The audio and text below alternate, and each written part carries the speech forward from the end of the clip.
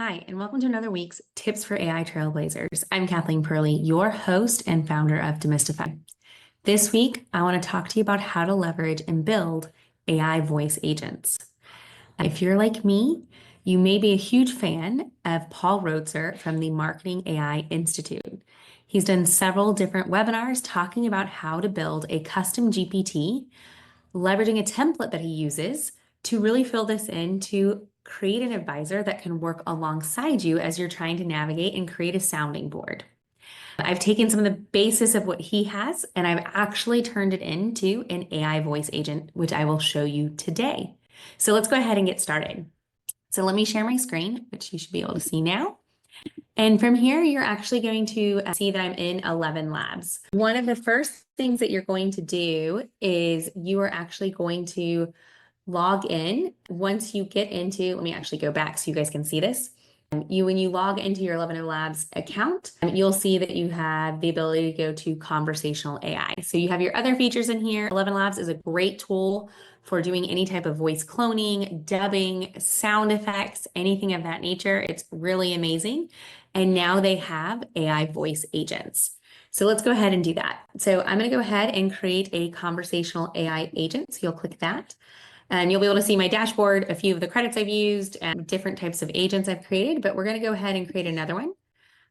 If you're doing this for the first time, what you'll end up doing is you'll just click New Agent here.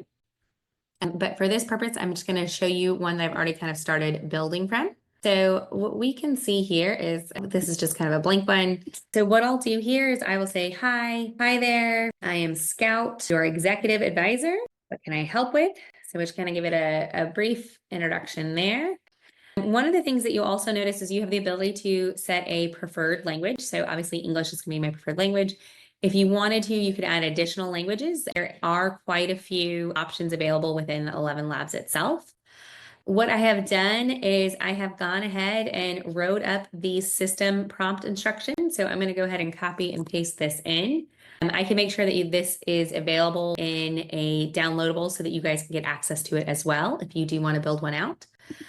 So what we'll do is I'm going to go ahead and throw this in here. So let me throw this in here. So this is my advisor. There are some things that you can do in terms of you can add in different types of conversation IDs or system caller ID so you can identify. This is mainly used for me, so I don't need this. You do have the ability to identify the model that you're leveraging. The 4.1 model is actually pretty impressive, so I'm going to use that one in the mini there. Temperature kind of varies the base of randomness and pieces within that function. So what I'll do is typically it's usually a scale of 0 to 1.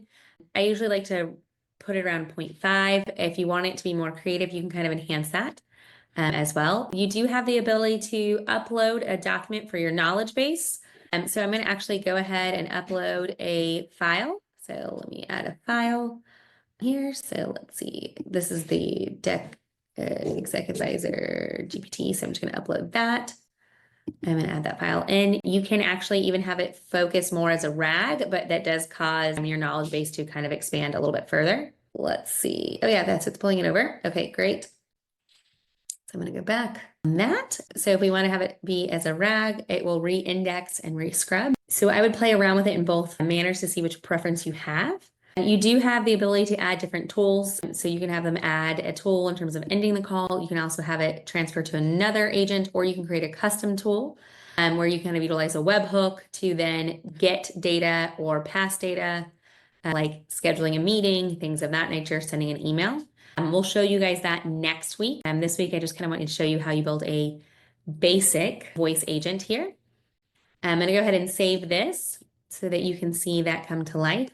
You also see that you have the ability to, when you get to the voice side, to pick from a number of different voices. So let's see if I look at. Here's to the crazy ones. The misfits, the rebels, the troublemakers, the round pegs in the square holes, the ones who see things differently. So you can It's not about what we have or what we achieve, but about how we experience each moment. This is the most profound secret of life. So there's quite a few here. So we'll just pick, I'm going to pick, I think Archer. It's not about what we have.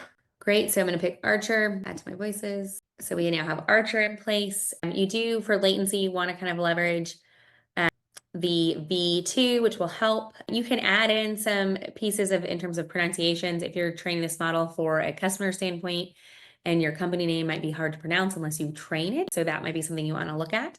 And then you can kind of play around with speed, stability, similarity, and things of that nature. I would recommend keeping them at default for now as you kind of get used to the tool.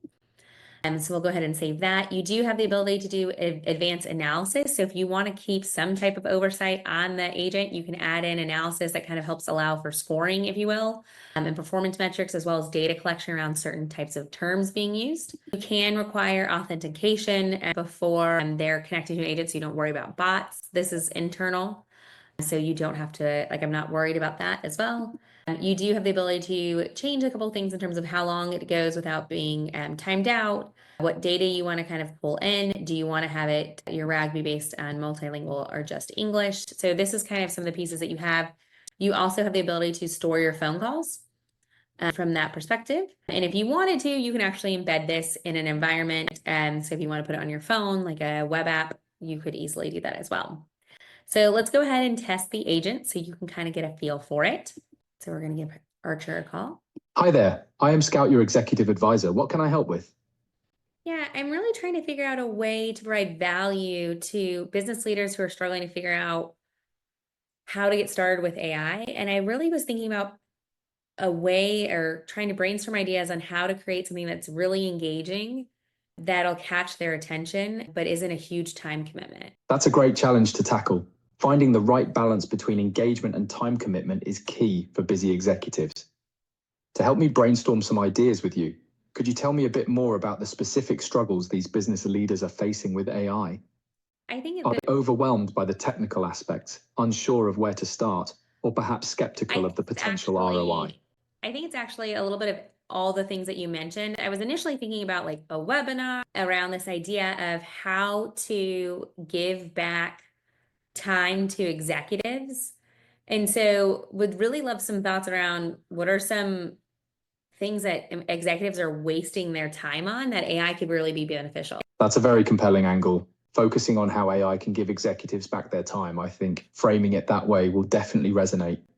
To brainstorm some specific time-wasting activities that AI could address, let's consider a few categories. How about we look at things like 1. Information overload and decision fatigue. 2. Repetitive tasks and administrative burdens. 3. Communication bottlenecks and meeting inefficiencies. Does that sound like a good starting point? Yeah. Or is there a particular area you'd like to focus on first? How would you focus on meeting efficiency? All right, let's dive into meeting efficiencies. This is a big one for executives. AI can definitely help reclaim some of that lost time. Here are a few ideas to get us started. 1. AI-powered meeting summaries. Imagine an AI that automatically transcribes meetings and generates concise summaries of key decisions, action items, and discussions. I think that's This could save executives hours of reviewing meeting recordings or taking notes. 2. Intelligent meeting schedule.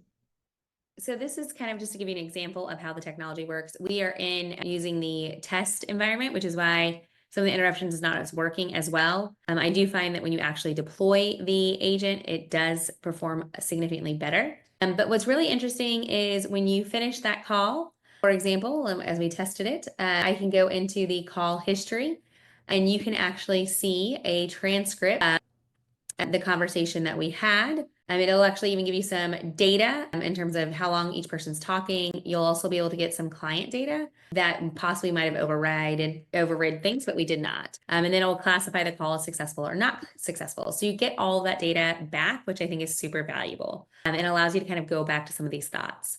This is just an example of one way to leverage voice agents. Next week, stay tuned and I'll show you how you can have this voice agent for your executive assistant actually help you schedule meetings and do follow-up and draft emails.